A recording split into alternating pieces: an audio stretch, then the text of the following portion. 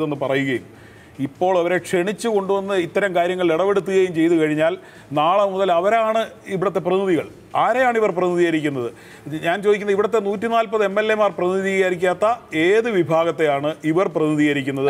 രാഷ്ട്രീയം എന്ന് പറയുന്നത് ഏതെങ്കിലും ഒരു വിഭാഗത്തിന്റെ പ്രാതിനിധ്യം ഇല്ലാത്ത ഒന്നായി താങ്കൾ കാണരുത്. ഇപ്പൊ ഈ വിഭാഗത്തിന്റെ അടക്കമുള്ള പ്രശ്നങ്ങളെ രാഷ്ട്രീയമായി അഡ്രസ് ചെയ്തതിന്റെ ഭാഗമായിട്ടാണ് ഇടുക്കിയിൽ ഒരു പ്രത്യേക രൂപത്തിലുള്ളൊരു ഐക്യപ്പെടലിന്റെ ഭാഗമായി ജോയ്സ് ജോർജ് പോലൊരു MP-യെ LDF-ന് ഉണ്ടാക്കാൻ കഴിഞ്ഞത്. നേരത്തെ 1,00,000-ലധികം ഭൂരിപക്ഷത്തിൽ കോൺഗ്രസിന്റെ UDF-ന്റെ MP-മാർ ജയിച്ചു വന്നൊരു മണ്ഡലമാണ് ആ രൂപത്തിൽ അവർ പിടിച്ചെടുത്തത്. അത് ഇലക്ട്രൽ പൊളിറ്റിക്സ് എനിക്ക് മനസ്സിലായി. ഞാൻ പറയുന്നത് ഇവിടെ നമ്മുടെ തിരുവനന്തപുരത്ത് മത്സരിച്ച CPI-യുടെ ആശാൻ KV സുരേന്ദ്രനാഥ് അദ്ദേഹം പറഞ്ഞൊരു കാര്യമുണ്ട്, എനിക്ക് എല്ലാ ജനങ്ങളുടെയും വോട്ട് വേണം, എനിക്ക് കോൺട്രാക്ടർമാരുടെ വോട്ട് വേണ്ട. ഇപ്പോൾ ഇടതുപക്ഷം ചില കോൺട്രാക്ടർമാർക്ക് ഇത് ഏൽപ്പിച്ചു കൊടുക്കുകയാണ്. അവിടെയാണ് ഈ സത്വരാഷ്ട്രീയത്തിനൊക്കെ എതിരെ പറഞ്ഞിട്ട് ഇവർക്ക് കൊടുക്കുകയാണ്. ഈ കോൺട്രാക്ടർമാർ വഴി ഒരു ഗ്രൂപ്പായിട്ട് വോട്ട് പിടിക്കുന്ന രീതിയിലേക്ക് പോയാൽ അത് വലിയ അപകടം കേരള സമൂഹത്തിൽ ചെയ്യുമെന്നുള്ളതാണ് എനിക്ക് സർവകക്ഷി യോഗത്തിലുള്ള ഏറ്റവും വലിയ ആശങ്ക. ശരി, ശ്രീ A. വിജയരാഘവൻ, ഒന്നാമത്തെ ചോദ്യം ഹരീഷ് ചോദിച്ചതാണ്. എവിടെ ഒരു പരാതിക്കാരൻ? എവിടെ നിന്നുള്ള പരാതി പരിഹരിക്കാനാണ് ഈ യോഗം?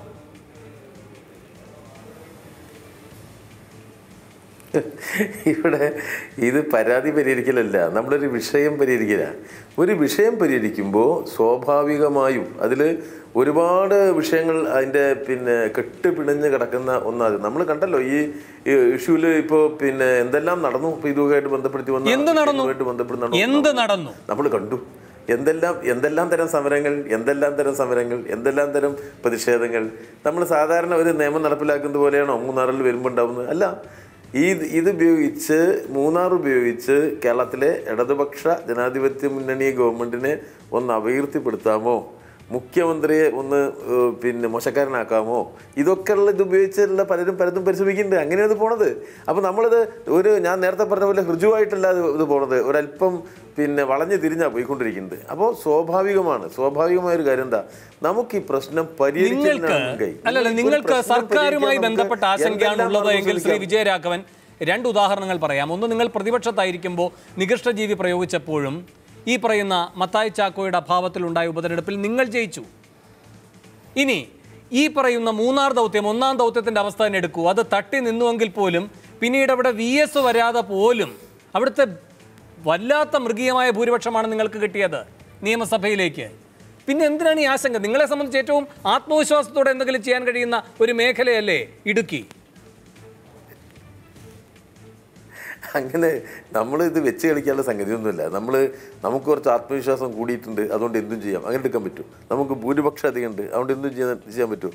ജനാധിപത്യത്തിൽ ഒരു വിഷയ പരിഹാരത്തിന് വേണ്ടിയുള്ള പരിശ്രമം ആത്മാർത്ഥമായി നടത്തുകയാണ്. ഇവിടെ നിങ്ങൾ കാണേണ്ടത് മുഖ്യമന്ത്രിയുടെ ആത്മാർത്ഥത തന്നെയാണ് നമ്മൾ കാണേണ്ടത്. ഇത് പരിഹരിക്കാനുള്ള ഒരു പരിശ്രമം നടത്തുകയാണ്. എല്ലാ നിലയിലും നമുക്കിത് പരിഹരിക്കണം. നമുക്ക് മൂന്നാറിനെ രക്ഷിക്കണം. 3 പേരാണ് ഈ സ്റ്റേക്ക് ഹോൾഡേഴ്സിനെ പറ്റി താങ്കൾ പറഞ്ഞുകൊണ്ടാണ് 3 പേര് ഈ പാനലിലുണ്ട്.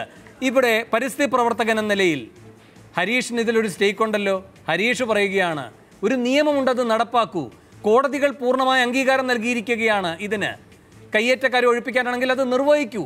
ഈ നിർവഹണം മാത്രമാണ് ഇത്ര കാലമായി നീട്ടി വെച്ചുകൊണ്ടിരിക്കുന്നത്. ഇപ്പോൾ നീട്ടിവെച്ചിരിക്കുന്നതിൻ്റെ ഒരു പുതിയ ഓമന പേര് മാത്രമാണ് സർവകക്ഷി യോഗം. മറ്റൊന്നതാ, ഒരു ബ്യൂറോക്രാറ്റ് ആയിരുന്നു ശ്രീ അൽഫോൺസ് കണ്ണന്താനം, പറയുകയാണ് ഉത്തരവാദിത്തപ്പെട്ടവർ അത് ചെയ്യട്ടെ എന്ന്. 3, ഈ ഒന്നാം ദൗത്യത്തിൽ എന്തായാലും ബൗദ്ധികമായ പങ്കാളിയായിരുന്നയാളാണ് ശ്രീ ജോസഫ് C. മാത്യു. അദ്ദേഹവും പറയുകയാണ്, ഇതിൻ്റെ ഒന്ന് ചെയ്യാതിരിക്കണമെങ്കിൽ മറ്റൊന്നുകൂടി ചെയ്താലേ കഴിയൂ. അങ്ങനെയല്ല, പരസ്പര പൂരകമല്ല ഇത് എന്ന്. അല്ല, അവരോട് എനിക്ക് വിരോധമില്ല. അവരുടേതായ അഭിപ്രായം ഉണ്ടാവും. അവർക്ക് ഈ കാര്യത്തെ സംബന്ധിച്ച്, ഗവൺമെൻറ്റിനെ സംബന്ധിച്ച്, മുഖ്യമന്ത്രിയെ സംബന്ധിച്ച് ഒക്കെ അവർക്ക് അവരുടേതായ ഒരു വീക്ഷണം ഉണ്ടാവും. ഈ വിഷയ പരിഹാരത്തെ സംബന്ധിച്ചും അവരുടേതായ ഒരു സമീപനം ഉണ്ടാവും. അതിന് നമ്മളതിനോട് വിയോജിപ്പ് രേഖപ്പെടുത്താൻ പറ്റില്ല. അവരുടേതായ ഒരു തരത്തിലൂടെ അതിനെ നോക്കിക്കാണുകയാണ്. അധികാരത്തിലിരിക്കുന്ന ഒരു ഗവൺമെൻറ്റിനെ സംബന്ധിച്ചിടത്തോളം നമുക്ക് എല്ലാ വിഭാഗത്തോടും ചർച്ച ചെയ്യുമ്പോൾ പ്രശ്നങ്ങൾ ലഘൂകരിച്ച് നമുക്ക് പരിഹരിക്കാൻ കഴിയും. ആപത്തുകൾ ഒഴിവാക്കാൻ കഴിയും. തെറ്റായ രൂപത്തിൽ ഇതിൻ്റെ നടത്തിപ്പ് ഒരു നിയമം ശരിയായ നിയമം നടപ്പിലാക്കുമ്പോൾ തന്നെ അത് തെറ്റായ രൂപത്തിലായിക്കൂടാ. ശരിയായ നിയമമായിരിക്കും. പലപ്പോഴും നമ്മൾ നിയമം യാന്ത്രികമായി നടപ്പിലാക്കിയതിൻ്റെ എത്ര ദുരനുഭവങ്ങൾ നമ്മുടെ മുന്നിലുണ്ട്. അപ്പോൾ യാന്ത്രികമായി നടപ്പിലാക്കാൻ കഴിയില്ല. നമുക്ക് ഒരു നിയമത്തെ കൂടുതൽ വിപുലമായ രൂപത്തിൽ ഒരു ചർച്ച നടത്തുമ്പോൾ ഇത് ഗവൺമെൻറ് ഇവിടെ നിൽക്കുന്നത് ഈ പട്ടയം കൊടുക്കണ്ട എന്ന സമീപനത്തിലല്ല. ഗവൺമെൻറ് നിൽക്കുന്നത് പിന്നെ ഇത് കയ്യേറ്റക്കാരെ ഒഴിവാക്കണ്ട എന്ന സമീപനത്തിൽ. അങ്ങനെയാണ് ഗവൺമെൻറ് നിൽക്കുന്നതെങ്കിൽ ഗവൺമെൻറ്റിന് പിന്നെ അധികാര പ്രയോഗത്തിന് കഴിയുന്നില്ല എന്നോ അല്ലെങ്കിൽ കഴിവുകേടുണ്ടെന്നോ അല്ലെങ്കിൽ ഗവൺമെൻറ്റിൻ്റെ ആത്മാർത്ഥതയിലോ നമുക്ക് സംശയം തോന്നുന്നത് അങ്ങനെയൊന്നുമില്ലല്ലോ. ഗവൺമെൻറ്റിന് ഈ പ്രശ്നങ്ങൾ ആകെ പരിഹരിക്കണമെന്നുള്ള ഉത്തമമായ താല്പര്യം. ആ ഉത്തമമായ താല്പര്യത്തിൽ സ്വാഭാവികമായി നിയമത്തിൻ്റെ യാന്ത്രികമായ നടത്തിപ്പല്ല, നിയമം നടപ്പിലാക്കണം, നമുക്ക് കർശനമായി നടപ്പിലാക്കണം നമുക്ക്. പക്ഷേ നമുക്ക് പരമാവധി പരിക്ക് കുറച്ച് നടപ്പിലാക്കണം. അതാണ് ഇന്നത്തെ ഒരു കാരണം ഒരുപാട് കാലമായി നിലനിൽക്കുന്ന ഒരു പ്രശ്നം. ഒറ്റ പ്രശ്നം ഒരു രാത്രി കൊണ്ട് പരിഹരിക്കാൻ കഴിയുന്നതെന്ന് വെച്ചാൽ എന്നോ തീർന്നില്ലേ മൂന്നാർ? എത്ര കാലമായി നിൽക്കുന്നു? ഇപ്പോൾ കഴിഞ്ഞ ഗവൺമെൻറ്റിന് എന്തെങ്കിലും ചെയ്യാൻ പറ്റുമോ? മൂന്നാറിൽ ഒന്നും ചെയ്യാൻ പറ്റിയില്ല. ഗവൺമെൻറ് കയ്യേറ്റത്തിൻ്റെ അളവ് വർദ്ധിപ്പിക്കാൻ പറ്റിയെന്നല്ലാതെ ഒന്നും UDF ഗവൺമെന്റിന് അധ്യക്ഷന്മാർ ഈ ചർച്ചയിലേക്ക് വരുന്നതിന്റെ സാഹചര്യം എന്താണ്? പാപ്പാത്തിച്ചോല അനുഭവമാണോ? ഇതിൽ നമ്മൾ കാണേണ്ട ഒരുപാട് പിന്നെ മത സ്ഥാപനങ്ങൾ പലതും ഇത്തരം പ്രദേശങ്ങളിൽ നിൽക്കുകയാണ്. നമ്മൾ ഒരു ദിവസം രാവിലെ പോയിട്ട് ഇതൊക്കെ എടുക്കാൻ ചെല്ലുമ്പോൾ ഉണ്ടാകുന്ന ഒരുപാട് കേരളത്തിൻ്റെ ഒരു സെൻസേഷണൽ ഇഷ്യൂ ആണല്ലോ ഇതൊക്കെ. നമുക്കത് ലഘൂകരിക്കാൻ കഴിയും ഇത്തരം ഒരു ചർച്ച നടത്തുമ്പോൾ, ആശയവിനിമയം നടത്തുമ്പോൾ നമുക്കതെല്ലാം ഉണ്ടാക്കുന്ന ഒരു മുറിവേൽക്കാതെ പ്രശ്നങ്ങൾക്ക് പരിഹാരം കാണാൻ കഴിയും. അപ്പോൾ എല്ലാവരെയും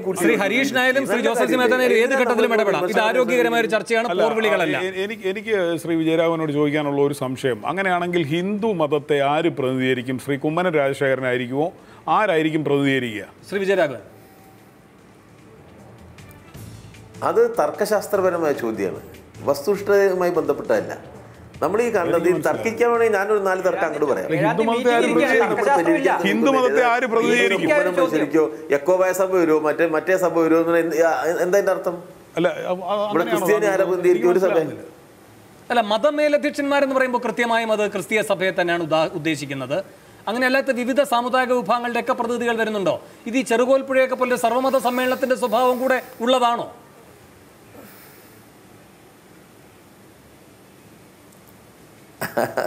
ഗവൺമെന്റിന് അതിലൊരു സമീപനം ഉണ്ടാവുമല്ലോ. നമ്മളിതിൽ കാണേണ്ടത് എന്താ വെച്ചാൽ ഈ പറഞ്ഞോളൂ ശ്രീ വിജയരാഘവൻ. ഇത് നമ്മൾ കണ്ടെന്താ, ഇത് ഇപ്പം ഈ പറയുന്നത് എന്താ, നിങ്ങൾ ഹിന്ദുവിനാരും പ്രതിനിധീകരിക്കും, യക്കോബായ സഭ വരുമോ അല്ലെങ്കിൽ കത്തോലിക്ക സഭ വരുമോ, ഇങ്ങനെ അതല്ല അതിൻ്റെ പ്രശ്നം. നമ്മൾ കണ്ടത് അവിടെ ധാരാളം പിന്നെ മണിയാശാനാണ് പറഞ്ഞത് കണ്ടത്, ധാരാളം കുരിശുകളൊക്കെ അവിടെ ഇവിടെ മരത്തിൻ്റെ പിന്നെ ഇപ്പം ഏതൊരു ഉയരം കൂടിയ സ്ഥലത്തിന് കുരിശുണ്ടാവും അല്ലെങ്കിൽ ഒരു അമ്പലം ഉണ്ടാവും, അങ്ങനെ ഉണ്ടാവും. അത് വെച്ചവരെ വിളിക്കുന്നു എന്നേ ഉദ്ദേശിക്കുന്നുള്ളൂ. അപ്പോൾ വളരെ ക്ലിയർ ആയല്ലോ. ശരി ശരി ശരി. ശ്രീ ഹരീഷ് വാസുദേവൻ, ഇവിടെ ഈ റിപ്പോർട്ട് എന്തായാലും ഒരു രഹസ്യരേഖയായിരിക്കില്ല റവന്യൂ വകുപ്പ് തയ്യാറാക്കിയിട്ടുള്ളത്. ഇപ്പോൾ ഒരു പ്രാഥമിക റിപ്പോർട്ടാണ് തയ്യാറാക്കിയിരിക്കുന്നത്. താലൂക്ക് അടിസ്ഥാനത്തിൽ ആ കണക്കുകൾ എടുത്തുകൊണ്ടാണ് അത് ചെയ്തിരിക്കുന്നത്. സർവേ നമ്പർ, നിലവിൽ ആ ഭൂമി എങ്ങനെ ഉപയോഗിക്കപ്പെടുന്നു എന്നൊക്കെയുള്ള തഹസീൽദാർ റിപ്പോർട്ടുകൾ അടക്കമാണ് CM ഇത് കൊടുക്കാൻ പോകുന്നത്. ഈ റിപ്പോർട്ടിൽ ഒന്നാമത്തെ കയ്യേറ്റക്കാരനായി പറയപ്പെടുന്നത് ആ 300 ഏക്കറാണ്, പാപ്പാത്തി ചോലയിലെ. രണ്ടാമത്തത് ലെംബോയാണ്. അപ്പോൾ പിന്നെ വരുന്നത് ഈ CPMൻ്റെ ശാന്തമ്പാറ ഏരിയ കമ്മിറ്റി അംഗം ആൽബിൻ്റെ കയ്യേറ്റമാണ്. തച്ചങ്കരിയുടെ കയ്യേറ്റം, സന്തോഷ് ജോർജ് കുളങ്ങരയുടേത്, സ്കൈ ജുവലേഴ്സിൻ്റേത്, Luke Stephen Pulimoottil, green jungle, Aazhi resort, Calypso adventures, Vincent D Cotta, Lovedale, പിന്നെ പള്ളിവാസലിലെ KSEBയുടെ സ്ഥലം കയ്യേറിയിരിക്കുന്നവർ. ഇങ്ങനെ ഈ രേഖ നമ്മുടെ മുന്നിലേക്ക് വരാനിരിക്കുകയാണ്. ഇതാണ് ചർച്ച ചെയ്യപ്പെടുക. അപ്പോൾ പിന്നെ കയ്യേറ്റക്കാർക്കെതിരെ മൃദു സമീപനത്തിലേക്ക് പോകുന്ന ഒരു സർക്കാരിൻ്റെ നടപടിയായി എങ്ങനെയാണ് ഇതിനെ കാണാൻ കഴിയുക? വേണു, ഇത് ചർച്ച കണ്ടുകൊണ്ടിരിക്കുന്ന മുഴുവൻ ആളുകൾക്കും കഴിഞ്ഞ ദിവസങ്ങളിലൊക്കെ തന്നെ എന്നെ കേട്ടുകൊണ്ടിരുന്ന ആളുകൾക്കും ഉണ്ടാകുന്ന ഒരു സ്വാഭാവിക സംശയം, എന്തിനാണ് നിങ്ങളൊരു ചർച്ചയെ എതിർക്കുന്നത്? മുഖ്യമന്ത്രി ഒരു ചർച്ച നടത്തിയെന്ന് വെച്ചാൽ എന്താ കുഴപ്പം? അതിൻ്റെ കീഴ്വഴക്കത്തിൻ്റെ പ്രശ്നവും കേരളത്തിൽ പുതുതായി അതുണ്ടാക്കുന്ന നിയമം ഇംപ്ലിമെൻറ്റ് ചെയ്യുന്നതുമായി ബന്ധപ്പെട്ടുണ്ടാക്കുന്ന പുതിയ കീഴ്വഴക്കവും അതുണ്ടാക്കാൻ പോകുന്ന പ്രശ്നങ്ങളും നേരത്തെ ഞാനും ശ്രീ ജോസഫ് മാത്യുവും പറഞ്ഞു കഴിഞ്ഞു. ഞാനിതിൻ്റെ പ്രായോഗികമായ ഒരു സംഗതി പറയാം. ഈ ചർച്ചയിൽ ഇപ്പോൾ വേണു പറഞ്ഞ ലിസ്റ്റ് എനിക്കറിയില്ല, കാരണം ആ കയ്യേറ്റക്കാരുടെ ലിസ്റ്റ് ഞാൻ കണ്ടിട്ടില്ല. പക്ഷെ ഞാൻ കണ്ടിട്ടുള്ളതും കോടതികളിൽ മുഴുവൻ രേഖകളായിട്ടുള്ളതുമായ ഒരുപാട് ലിസ്റ്റുകളുണ്ട്. അത് ADGP രാജൻ മധേക്കർ കൊടുത്ത റിപ്പോർട്ട് മുതൽ കയ്യേറ്റക്കാരുടെ വിവരം മാത്രമല്ല, റവന്യൂ വകുപ്പിൽ ഇരുന്നു കൊണ്ട് സർക്കാരിൻ്റെ വനഭൂമിയും സർക്കാർ ഭൂമിയും കയ്യേറാൻ അനുവാദം നൽകുകയും പതിച്ചു കൊടുക്കുകയും കൃത്രിമ രേഖകൾ ഉണ്ടാക്കുകയും ചെയ്ത റവന്യൂ വകുപ്പ് ഉദ്യോഗസ്ഥരുടെ ലിസ്റ്റും അവർക്കെതിരായി എടുക്കേണ്ട നടപടികളുടെ ലിസ്റ്റും കൂടി 15 വർഷക്കാലം മുമ്പ് കൊടുക്കുകയും 2005 ബഹുമാനപ്പെട്ട സുപ്രീം കോടതി ഇക്കാര്യം എന്തുകൊണ്ട് നടപടി എടുക്കുന്നില്ല എന്ന് ചോദിക്കുകയും ചെയ്തിട്ടുണ്ട്.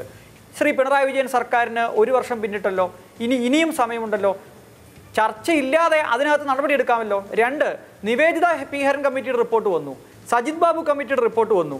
ഏറ്റവും ഒടുവിൽ 2015 അതായത് ഫെബ്രുവരി 16-ാം തീയതി ജിയോ നമ്പർ 69/2015 റവന്യൂ ഡിപ്പാർട്ട്മെന്റ് ഇറക്കിയ ഉത്തരവിൽ പറയുന്ന അവസാന വാചകം, കേരളം ഭരിക്കുന്ന the identity of elected representatives and senior officials who have purchased lands in Anjanadi area in violation of statutes in their own of dependents name shall be collected from annual property returns and Vigilance and Anti-Corruption Bureau report and referred to the Lokayukta for action under law. 2 മാസത്തിനകം vigilance അന്വേഷണം നടത്തി കേരളം ഭരിക്കുന്ന revenue റെപ്രസെൻറ്റേറ്റീവ്സിൻ്റെ ബന്ധുക്കളുടെ പേരിൽ ഭൂമി വാങ്ങിച്ചിട്ടുണ്ട്, അതിൽ നടപടിയെടുക്കണമെന്ന് പറയുന്നു. അതിലൊരാൾ ഇന്ന് ഇടുക്കി ജില്ലയെ പ്രതിനിധീകരിക്കുന്ന ശ്രീ ജോയ്സ് ജോർജാണ്. ജോയ്സ് ജോർജിൻ്റെ അടുത്ത ബന്ധുക്കളുടെ പേരിലും അദ്ദേഹത്തിൻ്റെ പേരിലും ഒക്കെ ഭൂമി ഉള്ളതിൻ്റെ പേരിൽ സബ് കളക്ടർ നോട്ടീസ് കിട്ടി അദ്ദേഹം ആ നിയമ നടപടി നേരിട്ടുകൊണ്ടിരിക്കുകയാണ്. എന്താ സംഭവിക്കുക? ഒരു വശത്ത് ശ്രീ ജോയ്സ് ജോർജ് ഇരിക്കും, മറുവശത്ത് മുഖ്യമന്ത്രി ഇരിക്കും, ഈ നടപടി എടുക്കേണ്ട ഉദ്യോഗസ്ഥന്മാർ ആ മൂലയിലിരിക്കും. ബന്ധപ്പെട്ട രാഷ്ട്രീയ പാർട്ടി പ്രതിനിധികൾ, അദ്ദേഹം ആരും ആയിക്കൊള്ളട്ടെ, അവർ തീരുമാനം പറയുകയും മുഖ്യമന്ത്രി അതാണ് തീരുമാനമെന്ന് പറയുകയും ഉദ്യോഗസ്ഥർ മിണ്ടാതിരുന്ന് കേൾക്കുകയും ചെയ്യും. നമ്മൾ കണ്ടതാണല്ലോ കഴിഞ്ഞ യോഗത്തിൽ എന്ത് സംഭവിച്ചുവെന്ന്. 144 പ്രഖ്യാപിച്ചത് തെറ്റാണ് എന്നൊരു മുഖ്യമന്ത്രി പറയുന്നു. റവന്യൂ വകുപ്പ് ഉദ്യോഗസ്ഥർക്ക് തിരിച്ചു മിണ്ടാനോ അതിനെ ചോദ്യം ചെയ്യാനോ അവകാശമില്ല. മുഖ്യമന്ത്രി ഇടപെടാൻ പാടില്ലാത്ത എന്ന് നിയമം വ്യാഖ്യാനിച്ചിട്ടുള്ള 144 പോലും തെറ്റാണ് എന്ന് മുഖ്യമന്ത്രി യോഗം വിളിച്ച് പറയുന്നു. എല്ലാ ചീഫ് സെക്രട്ടറി, റവന്യൂ വകുപ്പ് സെക്രട്ടറി, റവന്യൂ മന്ത്രി ഉൾപ്പെടെ അത് നിശബ്ദം ശരിവെക്കുന്നു. ഉദ്യോഗസ്ഥർ എല്ലാവരും സെൻകുമാർ അല്ല, അങ്ങനെ എല്ലാവർക്കും ചലഞ്ച് ചെയ്യാൻ കഴിയില്ല. ചുരുക്കത്തിൽ നേരെ വന്ന് ഹിയറിംഗിൽ പറയാൻ കഴിയാത്ത കാര്യം, അല്ലെങ്കിൽ ഉദ്യോഗസ്ഥർക്ക് മുമ്പാകെ നടപ്പാക്കാൻ കഴിയാത്ത കാര്യം, കോടതിയിൽ പോയാൽ ചലഞ്ച് ചെയ്യാൻ പറ്റാത്ത കാര്യം അധികാര ദുർവിനിയോഗം നടത്തി ഉദ്യോഗസ്ഥർക്ക് മേൽ അടിച്ചേൽപ്പിക്കുകയും അത് കോമൺ തീരുമാനമായി മാറുകയും ചെയ്ത സാഹചര്യങ്ങൾ ഉമ്മൻചാണ്ടി സർക്കാരിൻ്റെ കാലത്ത് എത്ര വേണമെങ്കിലും എനിക്ക് ഉദാഹരിക്കാം. ആ വഴിയിലേക്കാണ് പിണറായി വിജയൻ സർക്കാരും പോകുന്നത്. ഗതികേടുണ്ട്, സങ്കടമുണ്ട്. ശ്രീ വിജയരാഘവൻ മറുപടി അതിന് ശക്തമായ വിമർശനമാണതിന് ശേഷം ഞാൻ ശ്രീ കണ്ണന്താനത്തിലേക്ക് പോവാം. അല്ല, ഇതൊക്കെ സാങ്കല്പികമായ സങ്കടമാണ്, സാങ്കല്പികമാണ് അതിലെ സംഭവങ്ങളെ കുറിച്ചുള്ള വിശകലനം. എന്താ കാര്യം വെച്ചാൽ ഇതിൽ ഇപ്പോൾ പിന്നെ ഒരു നടപടിക്രമം കൃത്യമായി പാലിക്കപ്പെട്ടാൽ ആർക്കും വിഷമമുണ്ടാവുന്നില്ല. അത് സങ്കീർണമാക്കപ്പെടുമ്പോൾ അതിൻ്റെ ഉത്തരവാദികളെ കണ്ടെത്തേണ്ടി വരും. അത് സംബന്ധിച്ചുള്ള അഭിപ്രായം പ്രകടിപ്പിക്കേണ്ടി വരും സംസ്ഥാന മുഖ്യമന്ത്രിക്ക്. വിഷയത്തെ സങ്കീർണതയിലേക്ക് കൊണ്ടുപോയ ഉദ്യോഗസ്ഥന്മാരുടെ ഭാഗത്ത് വന്ന ഒരു വീഴ്ചയെ ചൂണ്ടിക്കാണിക്കാതിരിക്കാൻ പറ്റുമോ? അതിനെന്താ തെറ്റ്? അത് ചെയ്യണം. അത് ചെയ്തുകൊണ്ട് തന്നെ നമുക്ക് പ്രശ്നം പരിഹരിക്കാനാണ്, അല്ലാതെ ഇവിടെ പ്രശ്നം പരിഹരിക്കാതിരിക്കാനല്ലോ. ശ്രീറാം വെങ്കട്ടരാമന്റെ ഒറ്റ സംഭവം മാറ്റിവെക്കാം താങ്കളുടെ ഒരു വാദത്തിന്റെ പിൻബലം എന്ന നിലയിൽ. പക്ഷേ ഹരീഷ് പറഞ്ഞ മറ്റു കാര്യങ്ങളോ? രാജൻ മധേക്കറുടെ റിപ്പോർട്ട്, നിവേദിത പി ഹരന്റെ റിപ്പോർട്ട്, സനൽകുമാറിന്റെ റിപ്പോർട്ടുകൾക്ക് പഞ്ഞമില്ല. അതൊക്കെ നടപ്പാക്കിക്കൂടെ സർക്കാരിന്? ഒന്നും ചെയ്യാതിരിക്കുന്ന എന്തുകൊണ്ടാണ്? അല്ല, എന്തിനാ ഈ യോഗം വിളിക്കുന്നത്? നമ്മൾ എന്താ മുഖ്യമന്ത്രി പറഞ്ഞത്? നിങ്ങൾ തന്നെ കുറച്ച് മുമ്പ് പറഞ്ഞുകൊണ്ടിരുന്നത് എന്താ? ഈ ലിസ്റ്റ് എടുക്കുന്നു, പട്ടിക എടുക്കുന്നു എന്നൊക്കെ പറഞ്ഞാൽ ഈ റിപ്പോർട്ടുകളല്ലേ ഇതൊക്കെ പറഞ്ഞിരിക്കുന്നത്? ഈ റിപ്പോർട്ടുകൾ 7-ാം തീയതി രാവിലെ ഉണർന്നെഴുന്നേൽക്കുമ്പോൾ പിണറായി വിജയൻ കാണാനുള്ളതല്ല. ഇതിവിടെ ഉണ്ട് സാർ. അല്ലെങ്കിൽ ഈ പാപ്പാത്തിച്ചോല കഴിഞ്ഞിട്ട് ഏറിയാൽ ഒരു 2 ആഴ്ച, അതിനിടെ ഒരു നിമിഷം വൻകിട കയ്യേറ്റക്കാരുടെ ലിസ്റ്റ് തരൂ എന്ന് പറയുമ്പോൾ ഇതിനോടകം തന്നെ കൊടുക്കാൻ കഴിയുന്ന എന്തുകൊണ്ടാണ്? ഇതെല്ലാം അവിടെ ഉണ്ട്. അത് അവിടെ തന്നെ